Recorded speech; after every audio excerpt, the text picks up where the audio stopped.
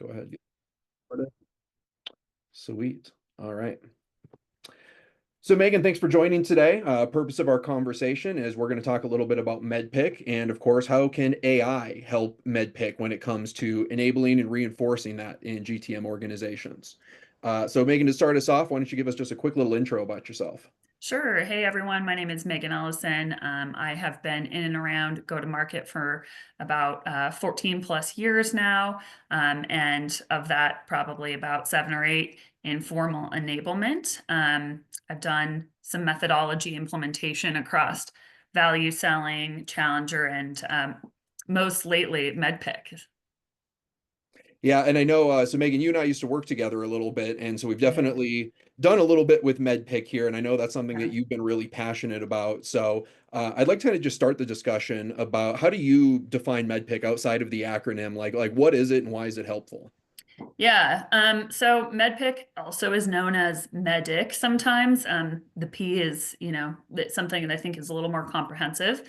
But it's a framework used in the B2B sales process most frequently to help with both initial and ongoing qualification. So I think sometimes different enablement practitioners may refer to it for qualification. Some also might say, hey, this is actually a true sales methodology. And I think it really depends on how it's used. Some people use it more as like okay, I got through, I checked all the letter boxes, and we can go into what that means as well. But the more effective way is to continue to build depth throughout the entire cycle.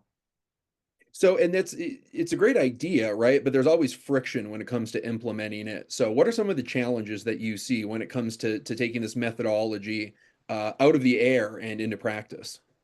Yeah, I mean, I think any methodology is really only as good as the change management that is leveraged in order to get it utilized well.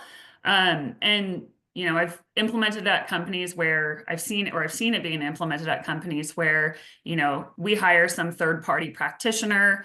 They take you through a 2 day training. It's very expensive for reps, and then maybe we try to encourage them to use it, pepper it in certain places, but it doesn't really stick. And that's a huge, ROI loss for companies. And so, really thinking out as we're going through this, whether you use a third party or not, what is the change management plan? Have we bought do we have tops down leader approach, where they have all bought in enthusiastically, they understand the value.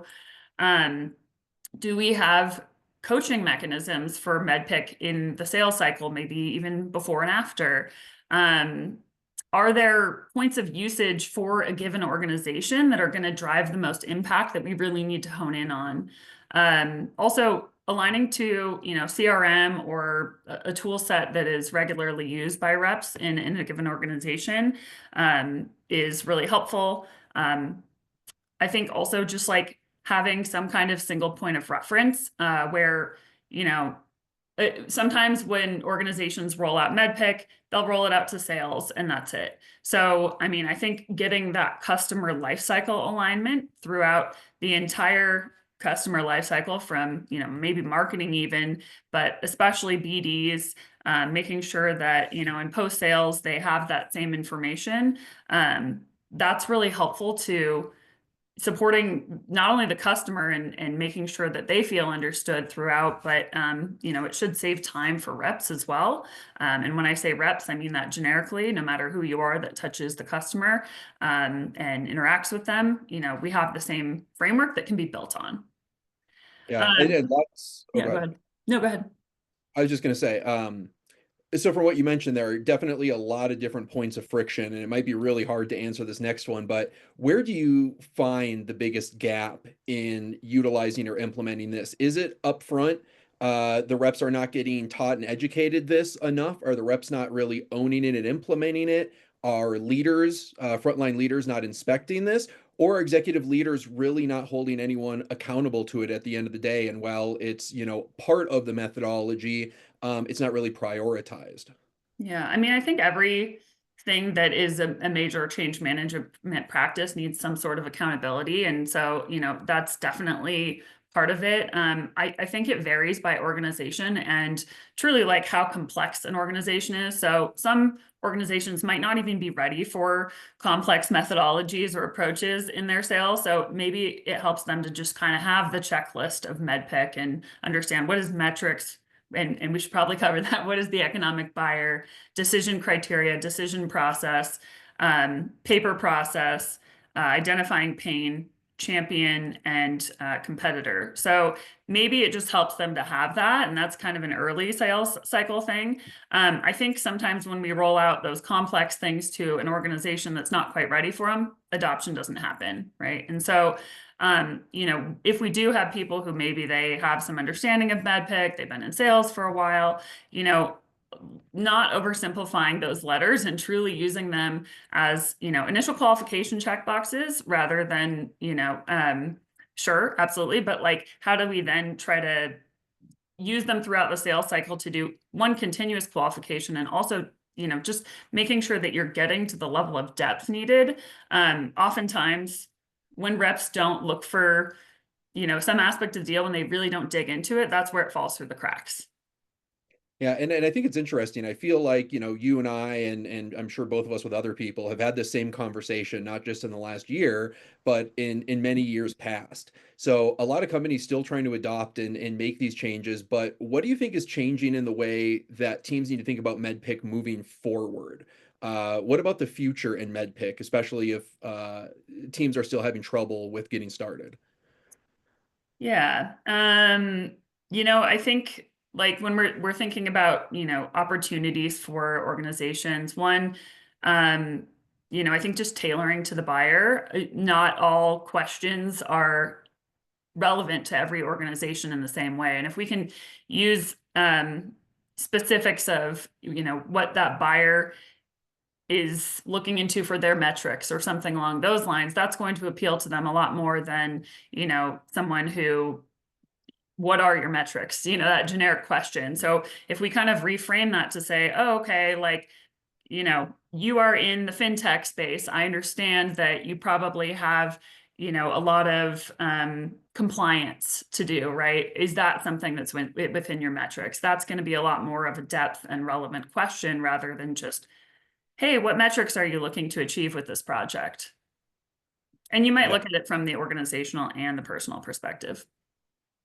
No, absolutely. And I think especially in this age of like hyper personalization, that's what everybody expects, right? In Yeah. their personal life and their business life. And as soon as it doesn't feel personalized, it's like a little spidey signal starts going off in our head, right? And we're like, wait, is this generic? Is this a cold call? Is this just a bland Yeah. marketing message? Yeah.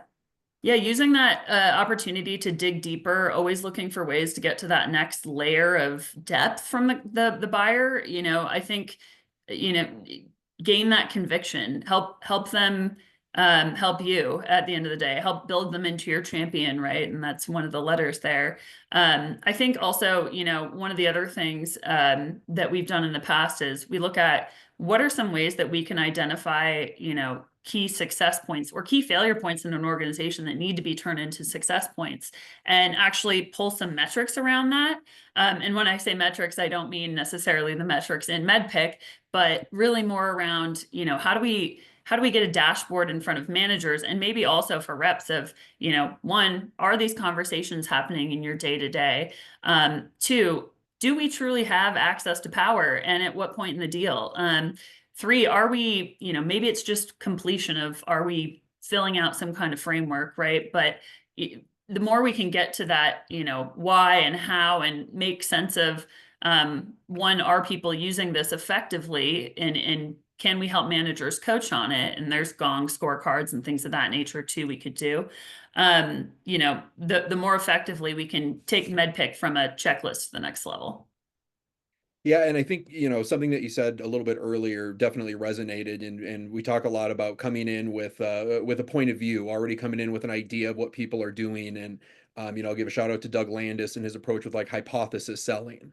So coming in already with, a confident statement of here's what I see going on. When I see this going on, here's what I've also seen at other organizations. Here's what's helped them. And yeah, not just asking the surface level questions of what are you doing? What are your priorities? And starting from really kind of square one. Um, And yeah, I think from what you said, there's definitely the art of doing that. And then there's that tactical execution at the end of, are we actually gathering this information? Is it being inspected? Is it being entered? Certainly one of those muscles that I think every salesperson has to create. I think in going through this, though, there's definitely a big shift in technology that's Mhm. constantly going on. MEDDPICC's been around for a while, but technology has always been changing. And I think for me, this is definitely where I get excited and start to think about, AI and the implementation of things like GPTs and saying, well, how can we improve everything that we do, right? By leveraging this technology as enablement, as a salesperson, as a leader. I guess let me start by asking you a little bit, as you've seen this break onto the scenes, where have you potentially seen more influencing or even more value being created for reps and teams alike with AI as you think about MedPick? Yeah, absolutely. I think, truly aligning um, your sales process, if you can, to try to figure out, okay, where do we need to dig into those deeper levels of why? So, maybe reps can, I try to think about it on a deeper, sorry, I have to edit that. I read the wrong thing. Um, I can ask the question again too if you want. yeah, that might be helpful. I'm I'm just like trying to skip through because I have more, there's more questions in here. Let's see. Okay, sorry, go ahead and ask the question again. Yeah, I have the where the GPs can drive value. Yeah. So yeah, let me just kind of get to the end of that question then. Mhm. So, with all those changes, where is it that you see or have seen AI and GPTs starting to drive value or shift the way that people are approaching or using MedPick or Medic?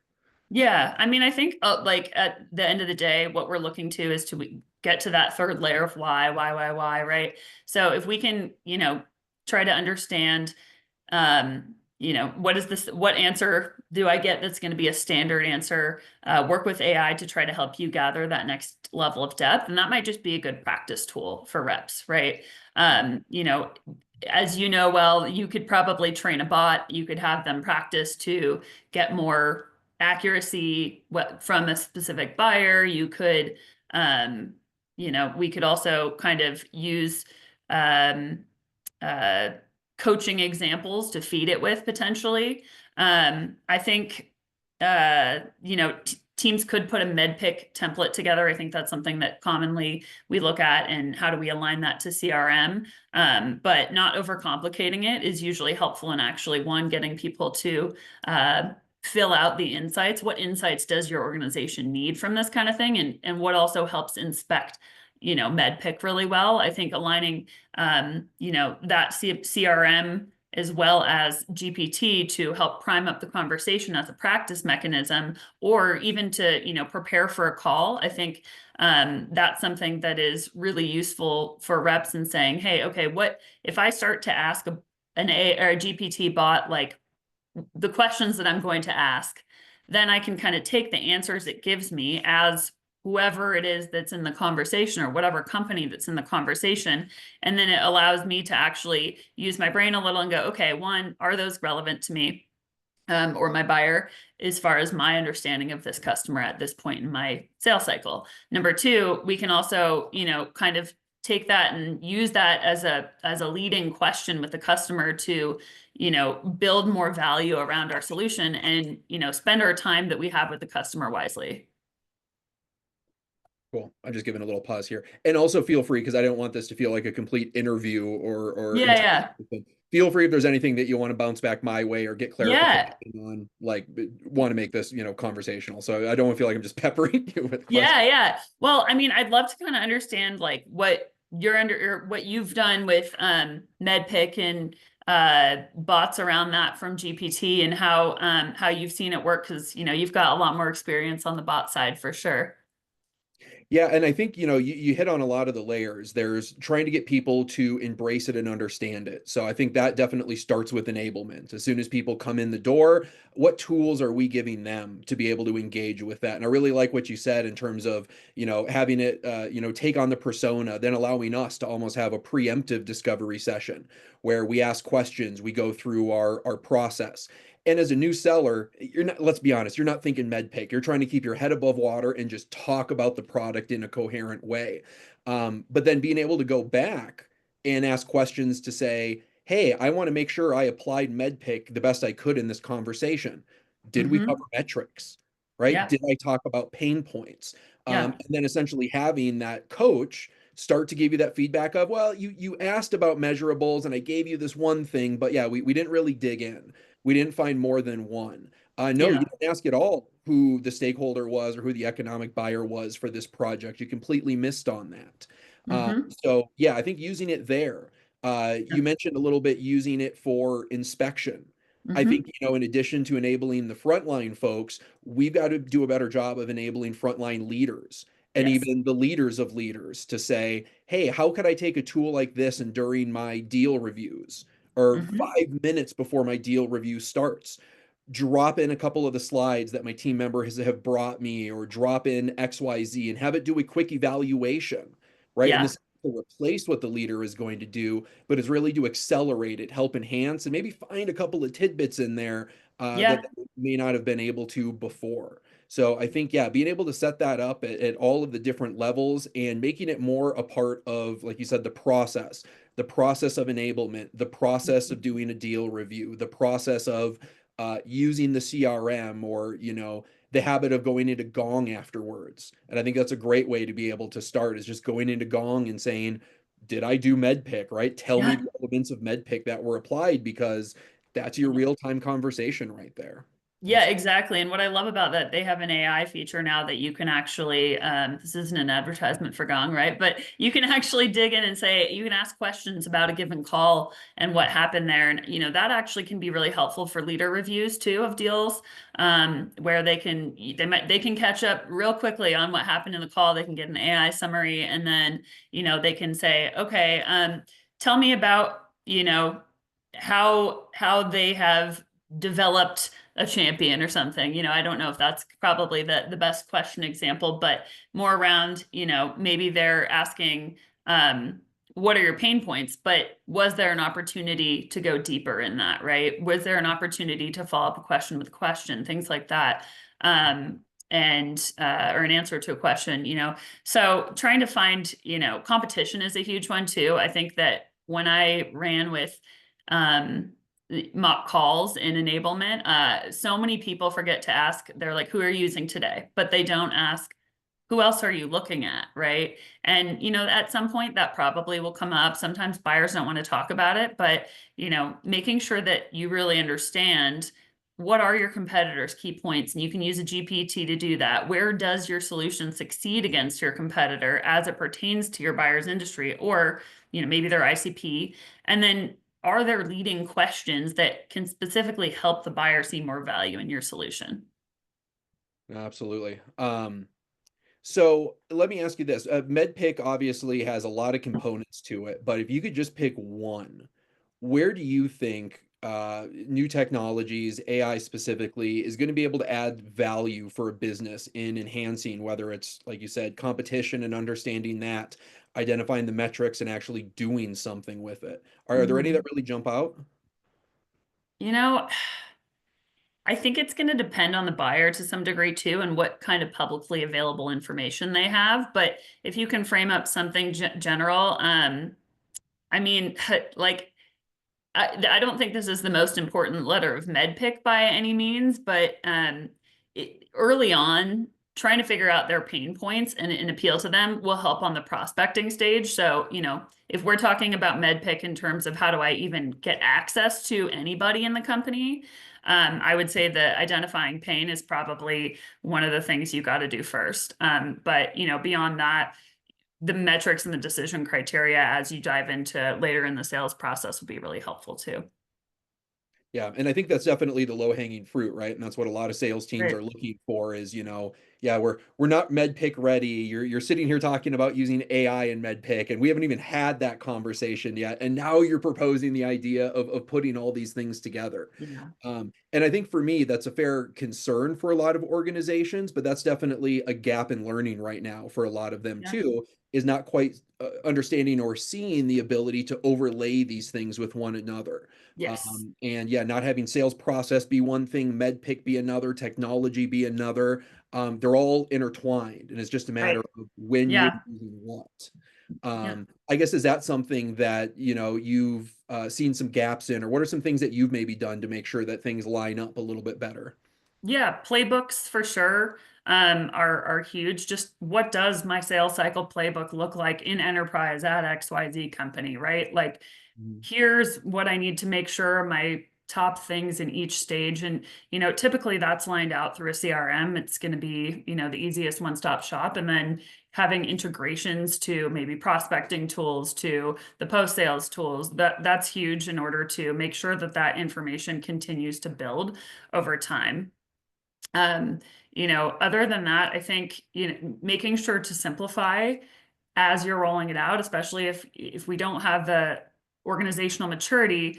Maybe it's just we roll out, here's an overview of MEDDPICC, here's a couple ways to use it briefly, and then maybe there's like a deep dive on each letter as it pertains to the importance for the organization, and maybe the gaps of skill sets for reps. And then we talk about, as we build that, how do we then put it into the framework that we live day to day in our sales cycle, and what is required in order to move on from each stage. Because truly, I mean, it qualifying out is also a thing, right? And that's something we don't want to spend a ton of time on deals. And so, making sure that reps understand, how can I qualify out some of these things because I am not getting this information, or the information I have doesn't line up with our value prop at the end of the day, or something along those lines. That's going to save reps a ton of time. So, those are just like a few ways that I think you can work through some of the change management to add layers and not overcomplicate it. And then, making sure that all of your resources are all referencing the same thing is another thing, rather than, oh, here's something from a year ago that still lives out here. Here's something from, 3 months ago. And reps are like, I don't even know what to think through right now, right? Like, let's truly build their learning trajectory in a streamlined way. Yeah, no, very, very true. And it's all a symphony, right? Of getting the right Yeah. notes and chords and everything to be able to come together to make sense, to be appealing, and hopefully not make your audience, run away from and go, hey, this is way too complicated. I'm way too encumbered. I can't focus on making the sale. When at Yeah. the end of the day, you're trying to give them the framework, right? And the Yeah. fundamental to be able to And make it. that's what enablement teams, I mean, as you know, we've like mapped out, okay, what are all the things across the year that we need to keep? If we have a few key pillars, maybe, a methodology, or some kind of framework is one of those. How do we make sure that, we continue to grow that usage in a constructive way, rather than just, hey, we're going to drop a program and then move on to the next. And I think, as we highlighted before, that leadership enablement mechanism, a lot of enablement orgs will actually have the leadership enablement person aligned to MEDDPICC or sales methodology, because they want that adoption to really fly and truly resonate with the leaders. Yeah, yeah, yeah. We want that to proliferate across everything. Yeah, Um, exactly. Yeah, and this is definitely where, and I think you made a good point again, about the methodologies, and this is where, I'm such a big advocate for the GPT power selling process that I've created, because we start Yeah. to do exactly that, right? We take tools, we take tactics, we take methodologies, and we make it really clear how they all come together, but we find a way to do it a little bit stronger, faster, better, right? By using Mhm. AI and using GPTs. So there's definitely a lot that I think I get really excited about when it comes to enabling sellers and enabling businesses. The one thing I feel like I've always got in the back of my head, and I want to do more with, is continuing to focus how enablement practitioners ultimately benefit from this. And of course, I think a Yeah. lot about onboarding and speed to competency and just getting people comfortable faster. But for somebody like yourself, who covers, a lot in sales enablement, and MEDDPICC just being, one of those pieces, Yeah. where do you, get excited about seeing AI or other things kind of enhance your ability to enable MEDDPICC or some of these other, go-to-market methods? Yeah, I mean, I think there's a few different things that come to mind, but one is how do I empower teams that I might manage to be able to do more with less? And how can they do that faster? How can we, think about different ways that we can use AI to build out content or help, reps get up to speed in a certain way, maybe help ourselves scale as a practice mechanism where we give them reps a framework and they can use GPTs in order to really execute with it. Um, I think one of the things like being able to, as you said, like onboard up to speed, that's huge. Um, I think one of the things that where enablement practitioners can complement AI really well. We want to make sure that we're not substituting your brain for AI for your brain, either way. It's a mechanism to help you brainstorm and get to a more critical point of analysis. So, I mean, we could do it in enablement for even how do we make this training more creative? How do we captivate adult attention styles more? What is the right amount of time to spend on this that someone can legitimately pay attention? You can ask so many questions to AI. One of the exciting things I've seen from a company that is how do we build slides, like training slides? Hey, Mhm. here's all the concepts. Can you build me a deck? That is so amazing just to have as a foundational tool. And I think, let's use that as an opportunity to innovate upon that content, not just, hey, here, I'm done because I used AI, I'm done in 5 minutes. Normally, this would have taken us, hours to build. Yeah. Yeah, and let's be honest, what you get out of that is never gonna be all that impressive, but as soon as you Sure. learn, like you said, how to think a little bit more with AI as your assistant, but then ultimately bringing that back to, your enablement team and partners, and then collaborating with that additional information, Yeah. I think that's the most powerful approach, right? Yeah, we don't wanna Yeah. live, only in the brain of AI. Yeah. And you've done a enablement bot before, right? That's if I remember Yes. correctly. Nice. How did some of that information get in there? Like what types of um areas of information did you feed in to construct that? Yeah, so I've done a couple of different approaches with that, and I think the one that I found the most success with was really just creating a GPT that was essentially onboarded just as if a sales rep was going to be Nice. onboarded. And what that allows for is for an individual to not only collaborate and ask questions, maybe they go through Mhm. a product training or a methodology training and just something doesn't click. Instead of having to be vulnerable and ask a peer or maybe reach out to the enablement person after and go, I didn't really get this, they have an opportunity to kind of in that judgment-free environment start to ask questions, get up to speed a little bit more, feel more confident, and then even as they go through that process and maybe they get ready for some sort of certification or skill demonstration towards the end, again, they have something that they're able to work directly with and not only get that instant feedback, but I Yeah. think really boost confidence.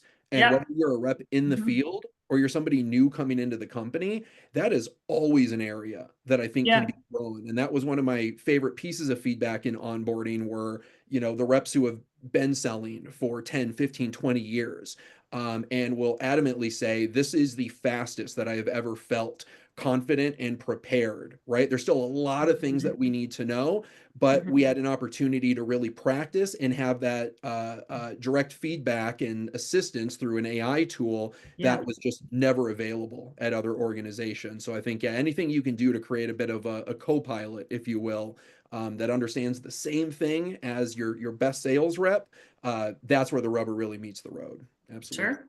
Yeah. Nice.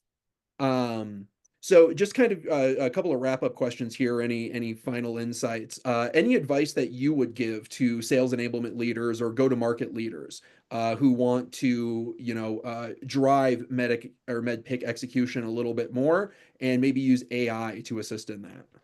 Sure. I would say first look at your sales process and identify alignment with MEDDPICC in each stage.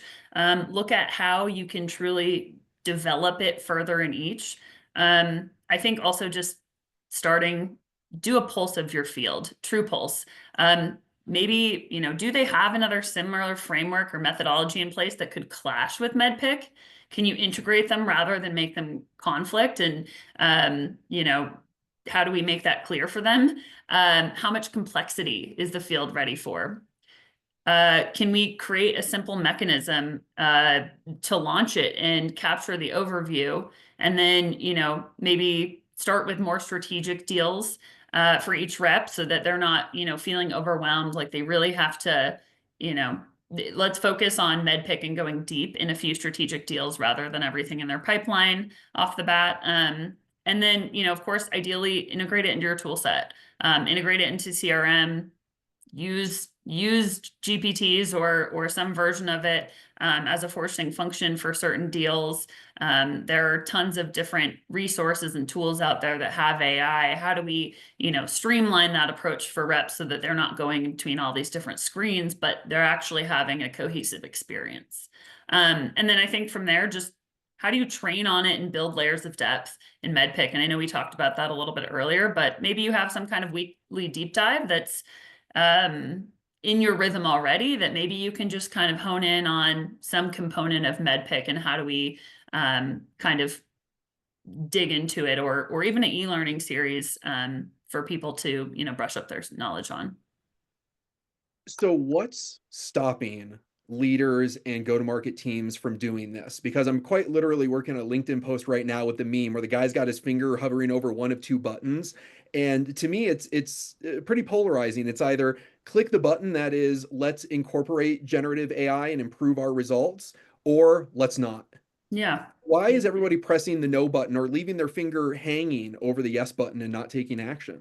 Yeah, I mean, I think a lot of it is risk for organizations probably, and they want to, make sure that their reps aren't mindlessly feeding all of this critical deal insights, right? Like you don't want to take your deal notes and upload it to Chat GPT. Generally, that would not be good at all.